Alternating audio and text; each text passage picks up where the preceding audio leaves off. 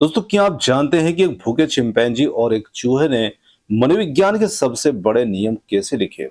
आज कोहलर और स्किनर के सिद्धांतों से संबंधित 100 वो पीवाईक्यू क्वेश्चन देखेंगे जो कि कई बार यूपीटेट एग्जाम में रिपीट हुए हैं।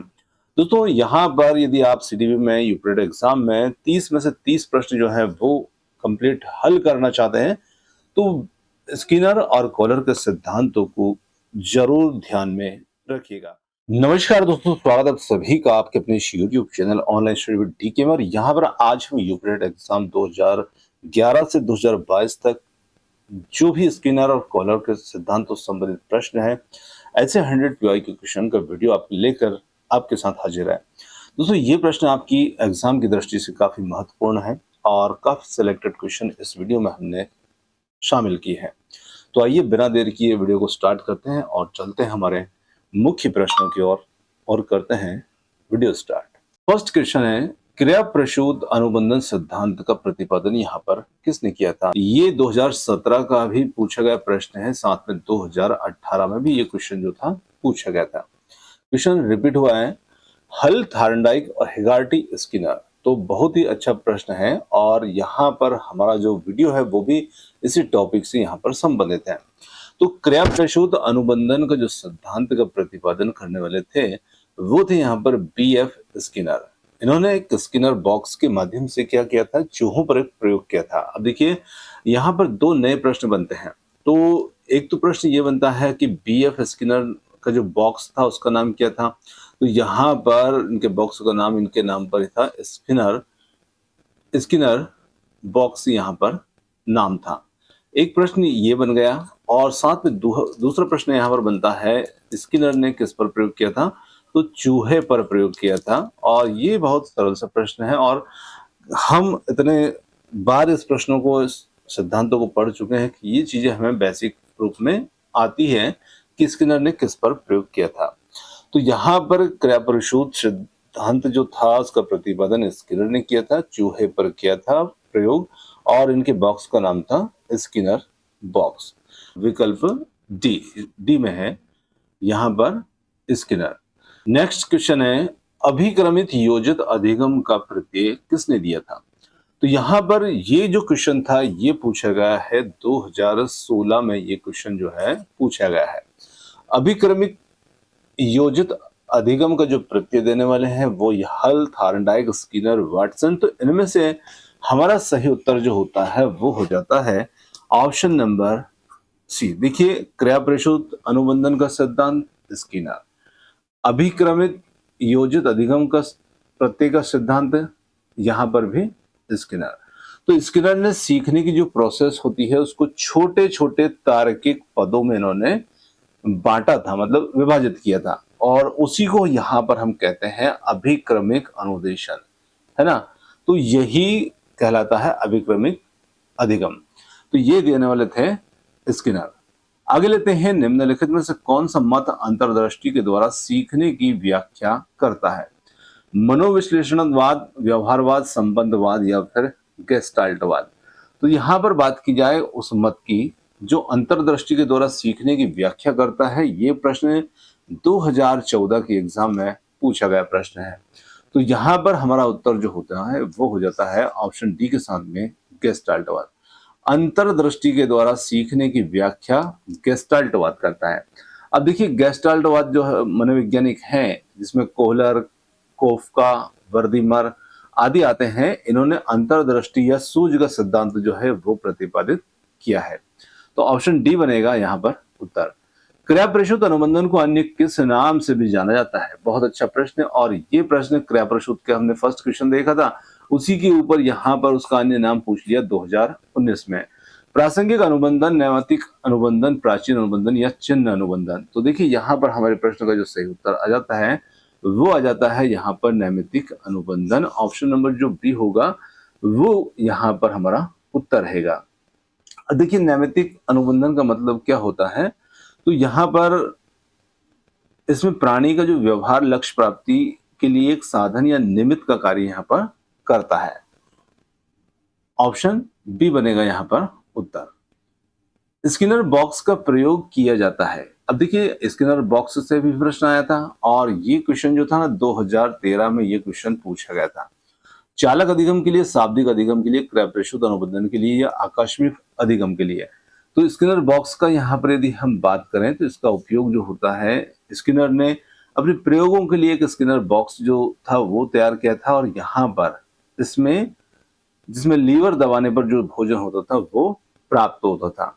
तो ये क्रिया प्रसूत अनुबंधन के लिए यहाँ पर इसका प्रयोग किया जाता था। आगे देखिए, कॉहलर निम्नलिखित में से किससे संबंधित है? अभिप्रेरणा का सिद्धांत, विकास का सिद्धांत, व्यक्तित्व का सिद्धांत या अधिगम का सिद्धांत है। तो यहाँ पर ये क्वेश्चन की बात की जाए तो ये क्वेश्चन हमारे लिए 2021 और 22 दोनों में पूछा गया है और यहाँ पर सही उत्तर की बात की जाए तो यहाँ पर प्रश्न के लिए सही उत्तर जो आता है वो आता है अधिगम का सिद्धांत। तो कोहलर का सिद्धांत निम्नलिखित में से किससे संबंधित है? अधिगम के सिद्धांत है। देखिए कोहलर का जो सूझ का सिद्धांत है वो अधिगम के सिद्धांतों के अंतर्गत ही आता है। तो ऑप्शन डी बन जाएगा उत्तर। कोहलर ने अपने सीखने के सिद्धांत का प्रतिपादन करने के लिए किस पर प्रयोग किया? तो कोहलर ने कुत्ते, चिंपांजी, बिल्ली, चूहे, तो यहाँ पर बात कोहलर की हो रही है। स्किनर ने चूहे पर किया था, कोहलर ने यहाँ पर किया था चिंपांजी पर। तो ऑप्शन जो बी होगा। और चिंपांजी का जो नाम है वो भी आपको ध्यान रखना है। यहाँ पर चिंपांजी का नाम जो था वो था सुल्तान। जी हाँ, सुल्तान नाम के चिंपांजी पर किया था। क्वेश्चन जो था 2016 में ये पूछा गया है। अगला प्रश्न आता है, सूझ या अंतर्दृष्टि के सिद्धांत का प्रतिपादन किसने किया? थार्नडाइक, गेस्टाल्टवादी मनोवैज्ञानिक, हेगार्टी, स्किनर। तो यहाँ पर अंतर्दृष्टि या सूझ के सिद्धांत का प्रतिपादन करने वाले थे गेस्टाल्टवादी मनोवैज्ञानिक, जिसके अंतर्गत आते हैं वर्दीमर, कोफका और कोहलर। आगे प्रश्न है, अंतर्दृष्टि सूझ द्वारा सीखने के सिद्धांत में कोहलर ने प्रयोग किया था। तो कोहलर ने प्रयोग किया था कुत्ते, वनमानुष, बिल्ली या चूहे पर। तो यहाँ पर चिंपैंजी, वनमानुष, किसी भी प्रकार से नाम यहाँ पर आ सकता है, आपको कंफ्यूज नहीं होना है। एक बार चिंपैंजी रखा था विकल्प में, अब यहाँ पर वनमानुष कर दिया है। तो यहाँ पर ऑप्शन बी बन जाएगा उत्तर। सीखना एक संज्ञानात्मक कार्य है, यह किस मनोवैज्ञानिक का मानना है? तो यहाँ पर सीखना एक संज्ञानात्मक कार्य है, बहुत अच्छा प्रश्न है और ये क्वेश्चन जो है 2019 में यूपीटेट में पूछा गया है। थार्नडाइक, कोहलर, पावलोव, स्किनर, इनमें से सही उत्तर हमारा आ जाता है, वो आ जाता है ऑप्शन बी। सीखना एक संज्ञानात्मक कार्य है, ये मानना है यहाँ पर कोहलर का। चलिए आगे देखिए, सीखने के नियम के प्रतिपादक हैं। तो सीखने के नियम के प्रतिपादक यहाँ पर कौन है? तो यहाँ पर 2015 में ये क्वेश्चन जो था ये पूछा गया था। तो सीखने के नियम के प्रतिपादक यहाँ पर थे थार्नडाइक। ऑप्शन नंबर जो सी होगा वो यहाँ पर हमारा उत्तर होगा। इन्होंने सीखने के 3 मुख्य नियम बताए, तत्परता, अभ्यास और प्रभाव के नियम दिए थे, है ना। और स्किनर ने इनमें से प्रभाव के जो नियम थे उसको विस्तार दे करके ये क्रिया प्रसूत सिद्धांत जो था ये बनाया था। आगे लेते हैं, किसी क्रिया को बार बार दोहराने से उसका संबंध दृढ़ हो जाता है। थार्नडाइक के किस नियम पर यह आधारित है? तो यहाँ पर तत्परता, प्रभाव, अभ्यास या इनमें से कोई नहीं। तो यहाँ पर हम कहेंगे कि किसी क्रिया को जब हम बार बार दोहराएंगे तो उसका संबंध दृढ़ हो जाता है। तो ये नियम किस पर आधारित हो जाता है? अभ्यास पर। जी हाँ, है ना। निरंतर अभ्यास करने से क्या होता है कि हम उस कार्य में बहुत ज्यादा मास्टरी हासिल कर लेते हैं। तो ऑप्शन सी जो होगा वो हमारा उत्तर होगा। जिस प्रकार रस्सी पत्थर पर बार बार घिसते हुए उस पर निशान बना देती है, वैसे ही ये अभ्यास का नियम है। आगे देखिए, गेस्टाल्टवादी मनोवैज्ञानिकों की आधारशिला किसने रखी थी? तो यहाँ पर बहुत अच्छा प्रश्न और क्वेश्चन जो था ये पूछा था 2016 में, है ना। तो यहाँ पर Franz Brentano, Max Wertheimer, Edgar Rubin या कर्ट लेविन। तो यहाँ पर बात की जाए सही उत्तर की, तो हमारा सही उत्तर यहाँ पर रहेगा Max Wertheimer, option b. Max Wertheimer जो है इनको गेस्टाल्ट मनोविज्ञान का जनक कहा जाता है। स्किनर के अनुसार बच्चों में भाषा का विकास होता है तो जन्मजात क्षमताओं के फलस्वरूप, व्याकरण में प्रशिक्षण के फलस्वरूप, अनुकरण एवं पुनर्बलन के फलस्वरूप या परिपक्वता के फलस्वरूप। तो यहाँ पर हम कहें कि स्किनर के अनुसार जो बच्चों में भाषा का विकास होता है 2021 में क्वेश्चन था पूछा गया था। तो यहाँ पर सही उत्तर हो जाता है हमारा ऑप्शन नंबर सी, अनुकरण एवं पुनर्बलन के द्वारा के फलस्वरूप, है ना। स्किनर ऐसा मानते थे कि बच्चे भाषा का अनुकरण करते हैं और सही बोलने पर मिले रिवार्ड से उसे सीखते हैं। तो ऑप्शन सी यहाँ पर उत्तर होगा। अंतर्दृष्टि के द्वारा सीखने के लिए क्या अनिवार्य है? तो अंतर्दृष्टि के द्वारा सीखने के लिए क्या अनिवार्य है? 2013 में क्वेश्चन जो था पूछा गया था। तो यहाँ पर बात की जाए बुद्धि, समस्या का प्रत्यक्षीकरण, अनुभव या उपरोक्त सभी। तो यहाँ पर उत्तर हो जाता है अंतर्दृष्टि के द्वारा सीखने के लिए अनिवार्य होते हैं उपरोक्त सभी। जी हाँ, सूझ के लिए व्यक्ति के पास अनुभव, बुद्धि और पूरी समस्या को एक साथ देखने की क्षमता, प्रत्यक्षीकरण होना चाहिए। तो ऑप्शन डी बनेगा उत्तर। सीखने में पुनर्बलन को सर्वाधिक महत्व देने वाले मनोवैज्ञानिक कौन है? पावलोव, थार्नडाइक, स्किनर या कोहलर? तो यहाँ पर सीखने में पुनर्बलन को सर्वाधिक यहाँ पर महत्व देने वाले जो मनोवैज्ञानिक हमारे लिए रहेंगे वो यहाँ पर रहेंगे ऑप्शन सी के साथ में स्किनर। ऑप्शन सी यहाँ पर उत्तर। जैसे कि स्किनर ने अपने सिद्धांतों में बताया था कि यदि किसी व्यवहार के बाद में सकारात्मक पुनर्बलन हो, है ना, जैसे भोजन या प्रशंसा मिलता है, तो व्यवहार को दोहराने की जो दर होती है वो बढ़ जाती है। ऑप्शन सी यहाँ पर उत्तर होगा। चलिए अगला प्रश्न आता है, गेस्टाल्टवादियों ने अधिगम का कौन सा सिद्धांत दिया? क्रिया प्रसूत, सूझ का, प्रयास एवं त्रुटि का या शास्त्रीय अनुबंधन का? तो यहाँ पर हमारा सही उत्तर आ जाता है, वो आ जाता है सूझ का सिद्धांत। गेस्टाल्टवादी का मानना था कि किसी समस्या को उसके पूर्ण रूप में देखता है और अचानक सूझ से उसका समाधान भी निकलता है। अधिगम का एक ऐसा सिद्धांत है जिसमें सीखने की प्रक्रिया में पुरस्कार और दंड का महत्व होता है, वो कौन सी होती है? शास्त्रीय अनुबंधन, क्रिया प्रसूत अनुबंधन, अंतर्दृष्टि सिद्धांत या सामाजिक अधिगम? तो यहाँ पर अधिगम के ऐसे सिद्धांत की बात की जाए तो यहाँ पर हमारे लिए उत्तर होगा, वो हो जाता है क्रिया प्रसूत अनुबंधन। जी हाँ, स्किनर के अनुसार दंड व्यवहार को कमजोर करता है जबकि पुरस्कार व्यवहार को सुदृढ़ करता है। तो ऑप्शन बी यहाँ पर हमारा उत्तर होगा। कॉलर के प्रयोग में सुल्तान को केले प्राप्त करने के लिए क्या करना पड़ता था? बार बार कूदना पड़ता, पिंजरे के बाहर हाथ निकालना पड़ता, बक्सों के को एक के ऊपर एक रखना पड़ता या लीवर दबाना पड़ता था? तो यहाँ पर सही उत्तर जो होगा वो होगा हमारे लिए, है ना, तो बक्सों को एक के ऊपर एक रखना पड़ा। सुल्तान ने अपनी सूझ का उपयोग करते हुए पिंजरे में जो रखे हुए बक्से थे उनको जोड़ करके एक ऊंचाई प्राप्त की थी, है ना। जैसे हम किसी ऊंची जगह पर हमारा हाथ नहीं पहुंचता तो हम किसी न किसी चीजों को ऊपर चढ़ करके उस तक पहुंचते हैं, तो वैसे ही यहाँ पर कॉलर के प्रयोग में चिंपैंजी जो सुल्तान था उसने भी ऐसा किया था। यहाँ पर ऑप्शन सी इसमें उत्तर होगा। आगे देखिए, स्किनर के अनुसार निम्नलिखित में से कौन सा कथन यहाँ पर सही है? सीखना एक यांत्रिकी प्रक्रिया है, व्यवहार का परिमार्जन केवल अभ्यास से होता है, या सी है संतोषजनक परिणाम मिलने पर अनुक्रिया की शक्ति बढ़ जाती है, डी है उद्दीपक का होना अनुक्रिया के लिए अनिवार्य शर्त है। तो यहाँ पर हम देखें तो हमारा सही उत्तर होगा कि जब हमें कोई संतोषजनक परिणाम मिलते हैं, मिलने पर हमारी जो अनुक्रिया की शक्ति जो होती है वो बढ़ जाती है ना। जैसा हम कोई कार्य कर रहे हैं और उस कार्य के लिए हमें कोई छोटा सा पुरस्कार प्राप्त होता है, एक अच्छा फीडबैक हमें मिलता है ना। जैसे अभी आपके लिए हम क्वेश्चन यहाँ पर उपलब्ध करवा रहे हैं और आपकी तरफ से हमें कमेंट्स के रूप में बहुत अच्छे फीडबैक मिलते हैं, तो निश्चित रूप से हमारा मोटिवेशन हमारे लिए बहुत एक शक्ति का कार्य करता है। तो वैसे ही यहाँ पर जब हम कोई कार्य करते हैं और उसमें हमें अच्छा फीडबैक मिलता है तो वहां पर हमारी जो शक्ति होती है उस क्रिया अनुक्रिया की, वो निश्चित रूप से बढ़ जाती है। तो सी विकल्प हमारा उत्तर होगा। अंतर्दृष्टि के संबंध में कौन सा कथन यहाँ पर असत्य है? अब अचानक आती है, यह अनुभव पर आधारित होती, केवल मनुष्यों में पाई जाती है, या समस्या के पूर्ण स्थिति के प्रत्यक्षीकरण पर निर्भर करती है? तो अंतर्दृष्टि के संबंध में यहाँ पर कौन से कथन असत्य है उस पर बात की जाए तो यह केवल मनुष्य में पाई जाती है, तो ऐसा गलत है ना। केवल अंतर्दृष्टि मनुष्यों में ही होती है, ये गलत है। अभी हमने देखा बंदर, चूहे आदि पर हमने प्रैक्टिकल देखे, तो निश्चित रूप से ये चीजें उनमें भी पाई जाती है। अभिक्रमित अनुदेशन का मुख्य आधार क्या है? तो यहाँ पर सक्रिय अनुक्रिया का सिद्धांत, छोटे छोटे पदों का सिद्धांत, स्वगति से सीखने का सिद्धांत, या डी है उपरोक्त सभी? तो यहाँ पर हमारा उत्तर हो जाता है, वो हो जाता है ऑप्शन नंबर डी के साथ में उपरोक्त सभी। जी हाँ, स्किनर का अभिक्रमित सिद्धांत जो है वो इन सभी सिद्धांतों पर कार्य करता है, जिससे छात्र अपनी क्षमता के अनुसार छोटे छोटे स्टेप्स चरणों में सीखते हैं।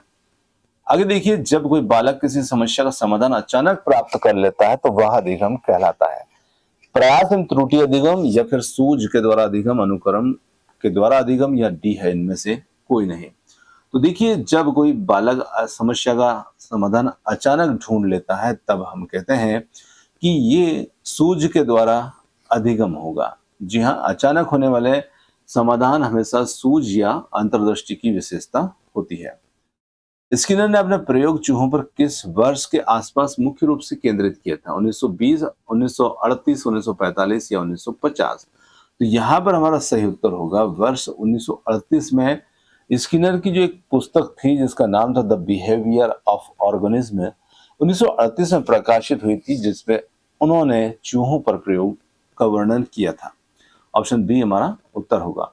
कॉलर का सूझ का सिद्धांत किस पर सबसे अधिक बल देता है? रटने, यंत्रवत अभ्यास, संपूर्ण स्थिति के अवलोकन पर या दंड पर? बहुत ही अच्छा प्रश्न है। और यहाँ पर बात की जाए तो संपूर्ण परिस्थिति के अवलोकन पर। सूझ का सिद्धांत हमारे लिए कब काम करेगा? जब हम हमारे आसपास की संपूर्ण परिस्थिति का अवलोकन करेंगे, तब सूझ का सिद्धांत जो होगा वो इस चीज पर मुख्य बल देता है। तो ऑप्शन सी हमारा उत्तर होगा। एक बालक को जब उसके सही उत्तर के लिए टॉफी दी जाती है तो वह और अधिक उत्साह से उत्तर देता है। यह स्किनर के किस प्रत्यय को दर्शाता है? ऋणात्मक पुनर्बलन है, विलोपन है, धनात्मक पुनर्बलन है या फिर डी है, दंड है? तो यहाँ पर देखिए, बालक को जब टॉफी दी गई तो वो और ज्यादा उत्साह से यहाँ पर उत्तर दे रहा है। तो अधिक उत्साह हमें कब मिलता है? जब हम पॉजिटिव होते हैं, हमें पॉजिटिव यहाँ पर पुनर्बलन मिलता है। तो ऑप्शन सी यहाँ पर हमारा उत्तर होगा। जब किसी क्रिया के बाद कोई सुखद उद्दीपक हमें दिया जाता है तो उसे हम धनात्मक पुनर्बलन कहते हैं। चलिए, बहुत अच्छा प्रश्न था। गेस्टाल्टवादी मनोविज्ञान के अनुसार अधिगम के लिए आहा अनुभव का संबंध किससे है? पुनर्बलन, सूझ, अभ्यास या अनुकरण? तो यहां पर बहुत ही अच्छा प्रश्न है। और ये सूझ, इसका संबंध यहां पर सूझ से है ना। जब किसी समस्या का समाधान हमें अचानक से दिमाग में आ जाता है तो उसे मनोवैज्ञानिक रूप से हम आहा मोमेंट कहते हैं, है ना। आहा एक्सपीरियंस कहा जाता है, जो कॉलर के सूझ के सिद्धांत की पहचान है। और ये हमने कई बार फील भी किया होगा। तो ऑप्शन बी यहां पर उत्तर है। अगला प्रश्न है, स्किनर के द्वारा प्रतिपादित आर एस थ्योरी में आर और एस का तात्पर्य क्या है? Response, stimulus, reward, success, reaction, sound, reinforcement, situation? तो यहां पर सही उत्तर जो हमारा होता है वो होता है option A, response stimulus. Option A जो होगा वो यहां पर हमारा उत्तर होगा, है ना। तो ऑप्शन ए सही उत्तर है। आगे देखिए, कॉलर का प्रयोग यह सिद्ध करता है कि सीखना एक स्वायत्त यादृच्छिक क्रिया है, संज्ञानात्मक प्रक्रिया है, परिस्थिति के विभिन्न अंगों का प्रत्यक्षीकरण है। डी है विकल्प बी और सी दोनों।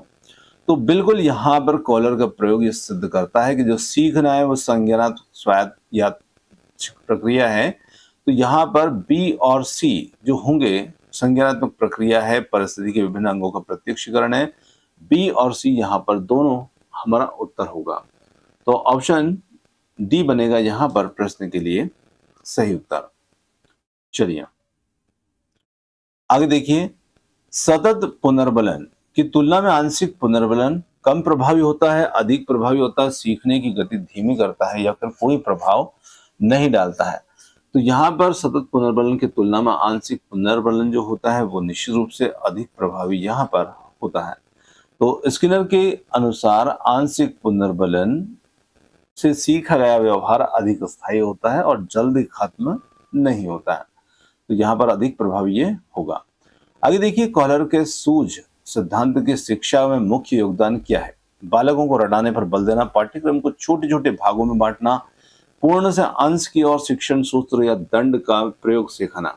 तो यहाँ पर बात की जाए तो इसमें पूर्ण से अंश की ओर शिक्षण सूत्र, जी हाँ, यहाँ पर गेस्टाल्टवाद जो है पूर्ण को महत्व देता है, इसलिए शिक्षा में पहले पूरी समस्या पाठ को दिखाता है, फिर उसके भागों को। तो ऑप्शन सी यहाँ पर उत्तर होगा।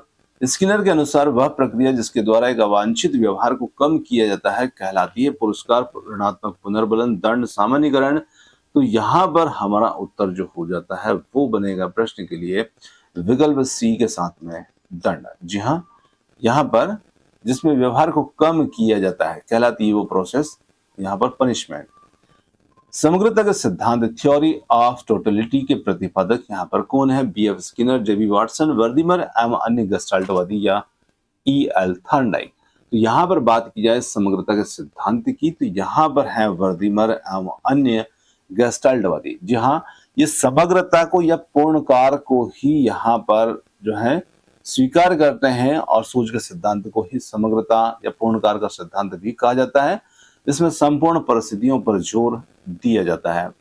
चलिए, स्किनर ने चूहों पर प्रयोग करते समय किस प्रकार का भोजन उपयोग पुनर्बलक के रूप में किया था? मांस के टुकड़े, भोजन की गोलियां, फल, पानी। यहाँ पर ऑप्शन बी के साथ में भोजन की गोलियां, तो यहाँ पर बी विकल्प जो होगा वो यहाँ पर उत्तर होगा, है ना। स्किनर बॉक्स जो था उसमें एक लीवर था और लीवर को दबाने पर भोजन की एक गोली जो थी वो गिरती थी, जो चूहों के लिए पुनर्बलन का कार्य करती थी। आगे देखिए, सूझ की समस्या के लिए उपस्थित होना अनिवार्य है, यह कथन के सिद्धांत की आधारशिला है। शास्त्रीय अनुबंधन, क्रिया प्रसूत अनुबंधन, अंतर्दृष्टि का सिद्धांत, प्रयास एवं भूल का सिद्धांत। तो यहाँ पर हमारा सही उत्तर जो रहेगा वो रहेगा अंतर्दृष्टि का सिद्धांत। जी हाँ, ऑप्शन सी के साथ में बनेगा यहाँ पर उत्तर।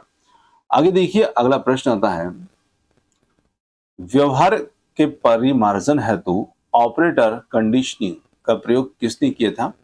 तो यहाँ पर सही उत्तर बनता है थॉर्नडाइक, स्किनर, पावला, कोहलर। इनमें से ऑप्शन बी के साथ में स्किनर। जी हाँ, स्किनर जो थे उन्होंने व्यवहार को संशोधित करके नया व्यवहार सिखाने के लिए क्रिया प्रसूत अनुबंधन का प्रयोग जो था वो किया था।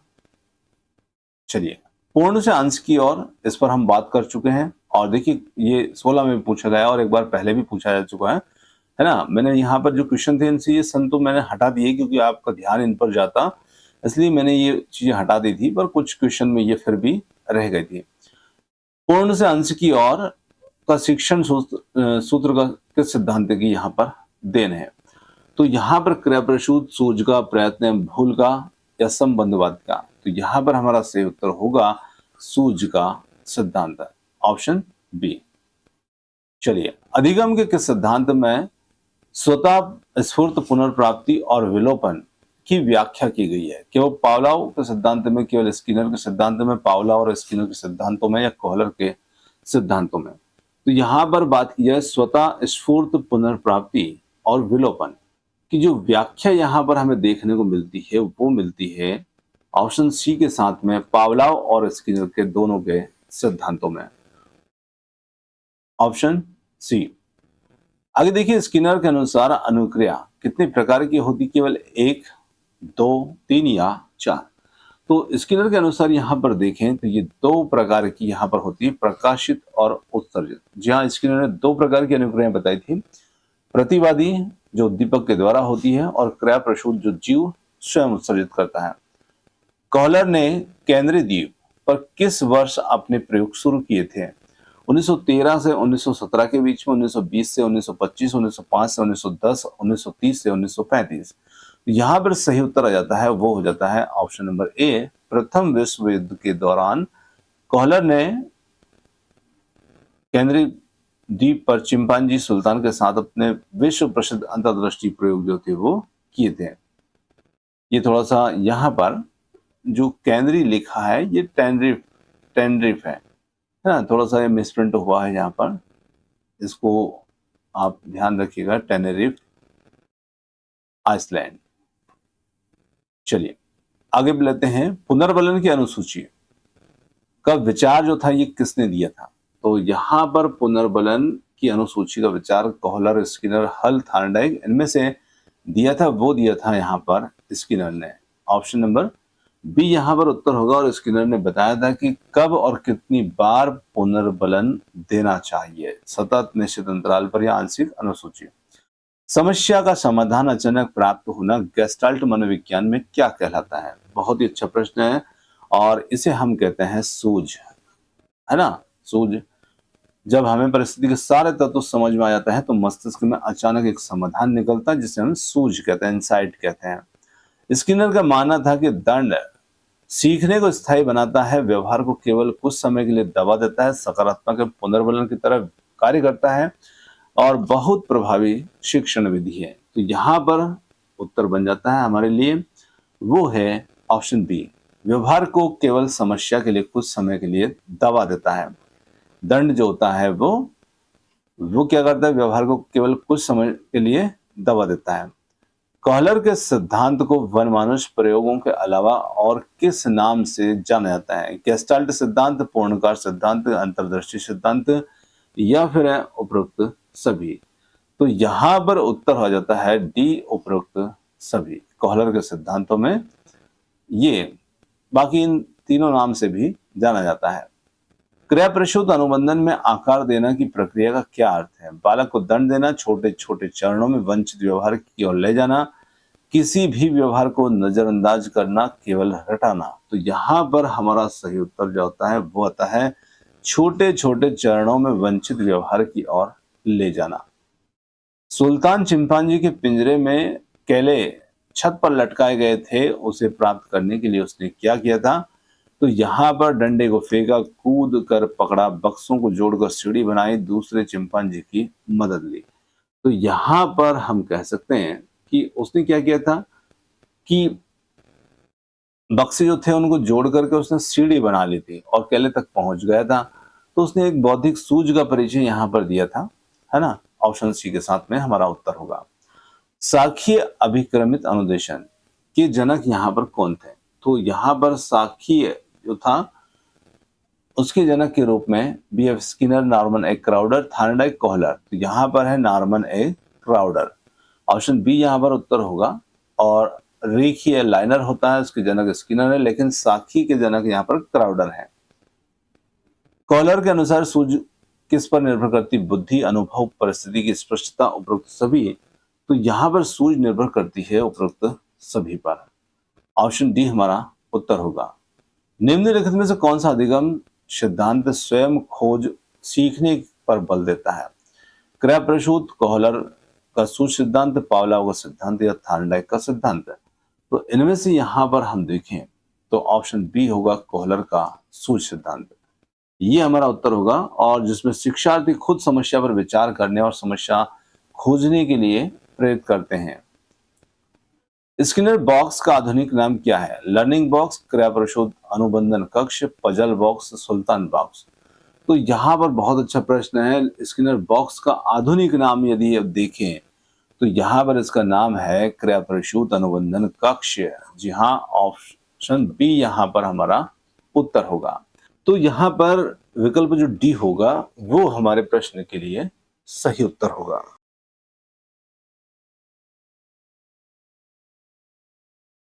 दोस्तों यहाँ पर 50 क्वेश्चन हमारे बिल्कुल कंप्लीट हो जाते हैं, और 50 क्वेश्चन फर्स्ट पार्ट था। इसका सेकंड पार्ट हमारा 51 से लेकर 100 तक का, वो आपको क्वेश्चन मिलेंगे दूसरे वीडियो के साथ में, है ना?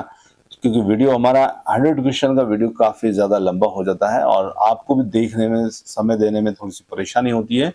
तो इस चीज को ध्यान में रखते हुए वीडियो आपको 2 पार्ट में हम यहाँ पर उपलब्ध करवाएंगे। तो दोस्तों, वीडियो पर आपने काफी समय दिया। क्वेश्चन आपको कैसे लगे कमेंट्स करके जरूर बताइएगा। वीडियो पसंद आया तो वीडियो को लाइक, शेयर, चैनल को सब्सक्राइब करना बिल्कुल ना भूलिएगा, और मिलते हैं जल्दी ही इसी वीडियो के दूसरे पार्ट के साथ। धन्यवाद।